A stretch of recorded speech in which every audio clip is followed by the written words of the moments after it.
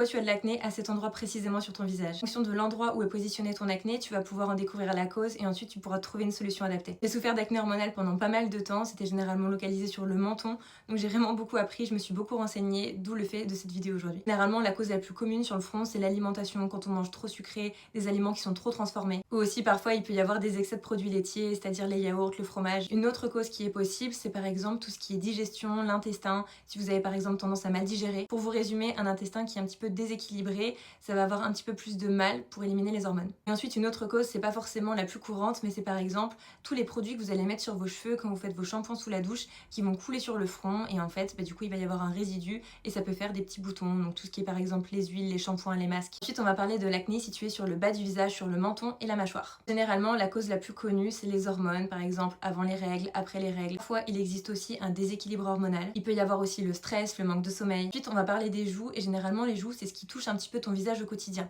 Par exemple ton téléphone, ta tête d'oreiller. Ça peut aussi être dû à des produits de cosmétiques qui ne te conviennent pas. Parfois c'est tout simplement dû à de la rosacée, donc c'est une maladie chronique de la peau qui est inflammatoire et ça ressemble énormément à de l'acné. Enfin on va parler du dos. Généralement une des causes qui revient le plus souvent c'est les vêtements qui sont trop serrés et avec la transpiration.